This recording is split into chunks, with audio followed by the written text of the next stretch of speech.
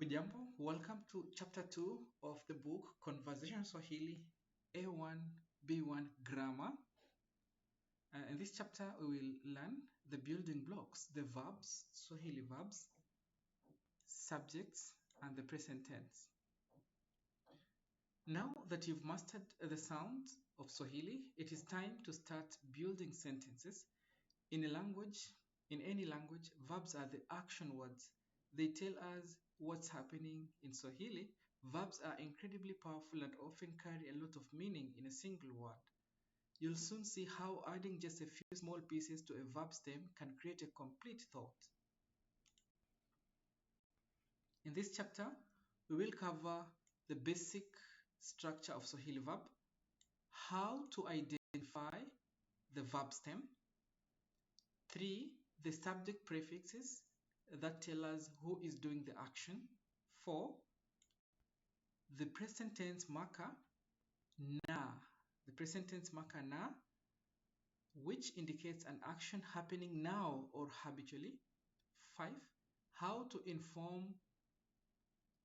form simple positive sentences. 6. How to make simple negative sentences. And by the end of this chapter, you'll be able to form basic Swahili sentences talking about what people are doing right now or what they usually do. 2.1 The Swahili verb, an introduction.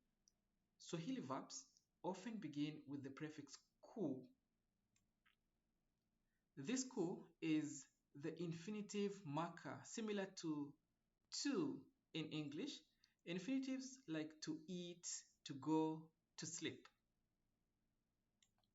Examples we have kula, to eat, kuenda, to go,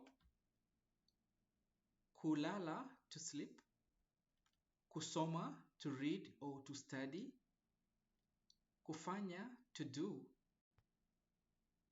kuzungumza, to speak or to converse. When you remove the ku prefix, you are left with what we call the verb stem. The verb stem is the core meaning of the verb. Example, kula. Kula is to eat. The stem is la, eat. And I will explain this kula after I finish this list of the core stem. B, kuenda is to go. Enda means go. So we have this verb kuenda. It can be with the W here just because of the pronunciation. People can combine this W and A, just kuenda. It sounds the same, but it's same. Even in your version, maybe you can see it's W, but it is same. So the root here is enda. The stem is enda, go. Kulala, to sleep. Lala, sleep. Kusoma, to read. Soma, read or study. Kufanya, do. Fanya, do. Kuzungumza, speak. Zungumza. Kuzungumza is to speak. Zungumza, speak or converse. Now back to number A. This A, kula, you can see it is what we refer to as monosyllabic verbs in Swahili. The stem has only one syllable. That's why it's monosyllabic. And whenever you compare them with other, you see the other like enda, it has 2 syllable. Lala, it has 2 syllable. Soma, it has 2 syllable. Fanya has 2 syllable. But this one, kula, it has 1 syllable only. That's why in most cases, the infinitive marker ku is retained in most monosyllabic verbs. By the way, monosyllabic verbs are just 9 in Swahili, and we'll meet some of them and see how they behave. In the present tense, the ku is retained, and we'll see. Just follow closely this lesson, and you will see more about these monosyllabic verbs and how they behave. We continue. Understanding the verb stem is crucial as this is where we will attach other parts to build our sentences. Now here we have who is doing. 2.2 who is doing. subject prefixes. In Swahili, you don't always need a separate pronoun like I, you, or he or she before the verb. Instead, a small subject prefix is attached directly to the verb. This prefix tells us who is performing the action. And in this table, you will see the main subject prefixes. We start with the first singular. The English pronoun is I, but the Swahili prefix is ni. This is mimi. Mimi is I, then it is represented by ni, as you can see here. Second singular, you, which is wewe, is represented by the prefix u. Third singular, he or she, which in Swahili we say yeye, is represented by the subject prefix a. First plural, we say sisi, is represented by the subject prefix tu. Second plural, you all, is represented by you all we say nyinyi, and nyinyi is represented by m. Third plural, they, we say in Swahili wao, is represented by the prefix wa.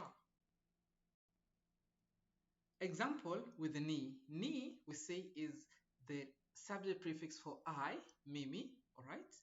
So when we combine with the verb stem, soma, ni soma, I read, but though it's incomplete, this is how we conjugate or we attach. It's incomplete, but it means I read, so it needs a tense marker. Whenever you say ni soma, the sentence doesn't make sense because it doesn't have other markers which are important. In this case, it doesn't have the tense marker. That's what brings us to that is what it brings us to this. What is happening now? The present tense na. We will add the present tense na to this and you'll see. Just before we continue, let's try to add this na to this ni soma. It becomes nina soma and it means I am reading. Yes, that's how we do it.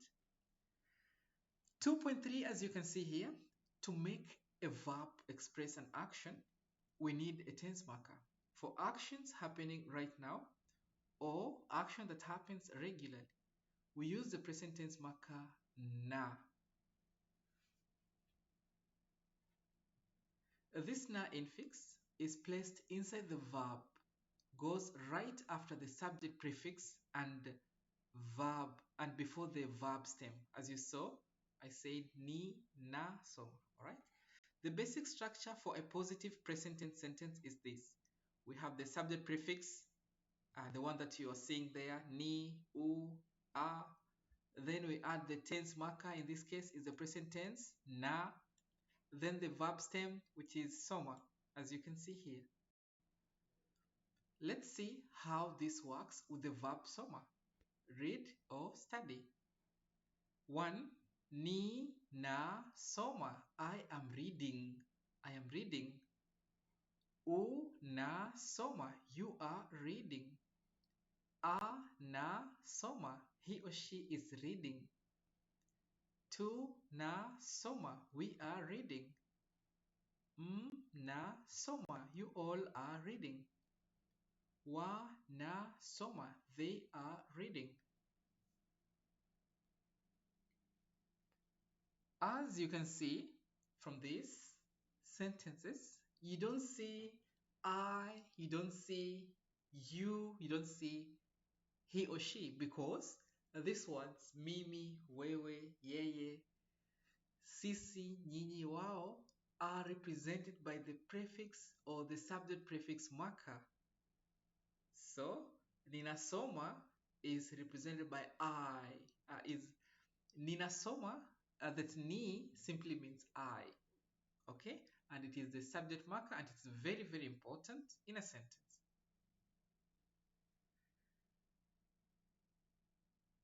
(2.4) Building sentences, positive statements. Now you can combine the subject prefix, the tense marker, and the verb stem to complete to form complete simple sentences. Let's practice with few more common verbs. Now we have the first verb is our monosyllabic verbs. Mimi ninakula. I am eating. Mimi ninakula. I am eating. Yeye anakula. He or she is eating. Wao wanakula. They are eating. Sisi tunakula. We are eating. Tunakula. Enda means go. Mimi ninaenda. I am going. Wewe unaenda. You are going. Nyinyi mnaenda. You all are going. So for the other parts that we've missed, you can include and make a full table. 6 sentences. Lala is sleep. Yeye analala. He or she is sleeping. Sisi tunalala. We are sleeping. Fanya, do. Mimi ninafanya. I am doing. Mimi ninafanya. Be, wewe unafanya. You are doing or you're making.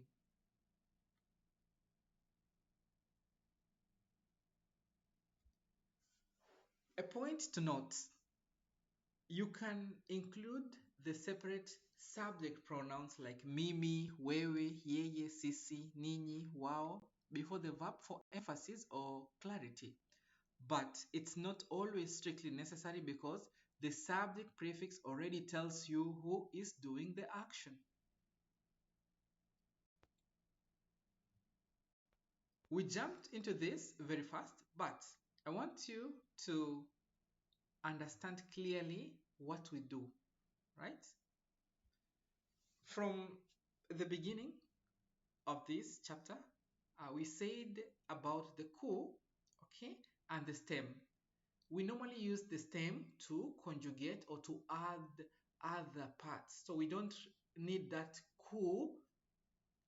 Like, whenever you are reading a list of verbs and you see kusoma, kulala, then you are told, how do you say I'm sleeping? You say, because the verb is kulala, you think that is the verb stem. No, it's not. You remove the ku on that verb stem. You remove the ku on that verb kulala, then it becomes lala. Then you attach ni, na, lala. Okay? Yeah. The sentence that I just say nalala is not displaying here because I just came with it in the mind. But as you can see, the first sentence, la, when we are conjugating, it has ku, ninakula. How come ninakula? How come we say ninakula and we don't say in this sentence, we don't say ninakuenda? Ninakuenda. How? Because la is a monosyllabic verb.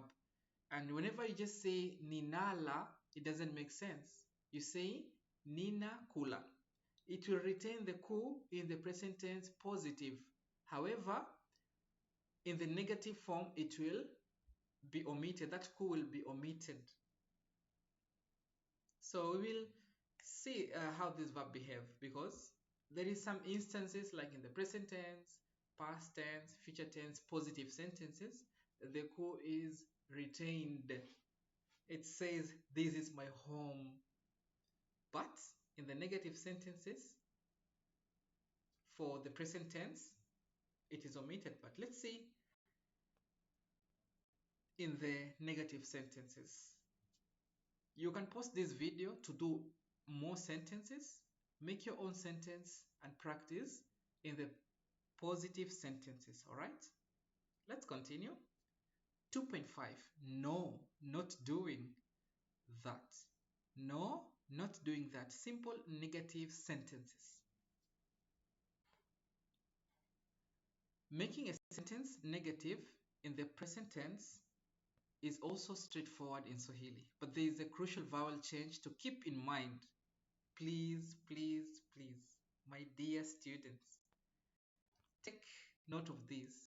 There is a crucial vowel change to keep in mind. Do you know what that vowel change is? Let's get started and you will see it. The negative structure is negative subject prefix Now, this is the negative subject prefix, not the subject prefix that we had previously, the ni, u. No, these are the negative ones, and we'll see them. Then we put the verb stem, then the vowel change if applicable. All right, let's see. First, here are the negative subject prefixes. First, singular. I don't is si. Remember, first singular for me is ni, but this is negative, we say si. You don't, who. You might have heard this who from hujambo. Hujambo. Hujambo means you don't have any issue. Third singular, he, she doesn't. He, she doesn't. Ha. All right. First plural, we don't. Had to. It can we don't or we are not. Had to. Third plural, you all don't or you all are not. Ham. Third plural, they don't. Hawa. I always explain this using the greeting hujambo. Hujambo means you don't have any issue. Sijambo is a reply. It means I don't have any issue. Sijambo. Hajambo means he doesn't have any issue. Hatujambo means we don't have any issue. We are fine. Hamjambo, you all don't have any issue. Hawajambo, they don't have any issue. Yeah, that greeting is very, very important to understand this. Now, for the important rule about the verb's final vowel, the negative vowel change rule, if the verb stem ends in a, this final a changes to I, e, when forming the negative present. Again, if the verb stem ends with an a, this final a will change to I when we are forming the negative present tense. If the verb stems end with either a, e, or u, the final vowel remains the same. It does not change. This means the verbs ending with a, e, or u, mostly these are foreign verbs borrowed from mainly Arabic language. So they will not change. They will remain the same. But the verbs ending with a are verbs from original Bantu languages. Then this will will change to e. Let's see how this works with some examples. Verbs ending with a like soma, kula, eat, fanya, do or make. The final a changes to I. Soma. The positive sentence, this is a negative sentence, si, so, me. But the positive sentence, you remember, ni, na, soma. I am reading, ni, na, soma. And this is a negative, si, so, me. You remember, this si is a negative marker for first person. And then the final change is I, which is e. So students make this mistake of saying sisoma. Sisoma, please don't, because you have watched this video. Don't make that mistake. B, who saw me. You are not reading who saw me. C, hasomi. He or she is not reading. D, hatusomi. We are not reading or we don't read. Hamsomi. You all are not reading. Hawasomi. They are not reading. Again, that is an important vowel rule that you need to understand in the present negative form. The a changes to I. Yes, a changes to I. Let's see for the monosyllabic verb la. Ninakula becomes silly, and you see the ku disappears in the negation of these monosyllabic verbs. We don't say sikuli, though you will hear many people saying sikuli, but as a student of Swahili, you understand why it is wrong to say sikuli, because monosyllabic verbs drop the ku in the negative. We don't say sikuli, we say silly, silly. Silly, I don't eat or I'm not eating. Huli, you are not eating. Hali, he or she is not eating or he doesn't eat. Hatuli, we are not eating or we don't eat. Hamli, you all are not eating or you all don't eat. Hawali, they are not eating or they don't eat. Hawali. Hawali, they are not eating. Yeah. But how do you say they are not eating rice? How? They are not eating rice. Write that as an example. They're not eating rice. Rice is mchele, but the cooked one is wali. How do you say they're not eating the cooked rice? Let's go to part B. Verbs ending in u, e, or e. Example, jaribu, try, bariki, bless, samehe, forgive, abudu, worship. Jaribu, to try or try. Si jaribu, I am not trying or I don't try. Hujaribu, you don't try. Hajaribu, he or she is not trying or she don't try. She doesn't try. Hatujaribu, we don't try or we're not trying. Hamjaribu, you all don't try or you are not trying. Hawajaribu, they don't try or they're not trying. Two is bariki. Sibariki, I am not blessing or I don't bless. Hubariki, you don't bless or you're not blessing. Samehe, forgive. Sisamehe, I don't forgive. Husamehe, you don't forgive or you are not forgiving. Notice the pattern. Most of the negative prefixes start with H and include the original subject prefix, but C and who are a bit different.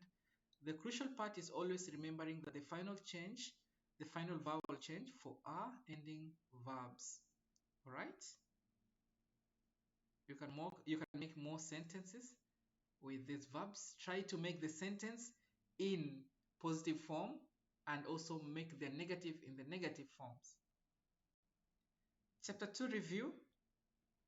You've just learned how to build the foundational pieces of Swahili sentences, mastering subject prefixes, the present tense, and the basic negation, including the crucial vowel change, opens up to a world of simple communication. You are telling people what is happening, what you're doing, what she's doing, and so on. Now let's review these exercises for chapter 2. 1. Verb stem identification. Write down the simple stem for the following infinitives. Kula, kunywa, kwenda, kusema, kuja. Kucheza, kubariki, kujaribu, kusamehe. You can write this one and you can confirm your answers. This book has a simple code. You'll scan the code and you will be able to see the correct answers and you can measure yourself. Number 2, complete the sentences positive. Fill in the blank with the correct present tense form of the verb provided. Mimi dash kula chakula. You want to say I'm eating food. How will you put this correct form of kula to show I'm eating food? Wewe kwenda shuleni. Wewe kwenda shule. Shuleni. Should be a ni at the end here. You are going to school. How would you say you are going to school? So how will that be? Yeye kusoma kitabu. He or she is reading a book. Sisi kunywa maji. We are drinking water. How do we put this kunywa? Remember, kunywa is also a monosyllabic verb. Ninyi kucheza mpira. You all are playing football.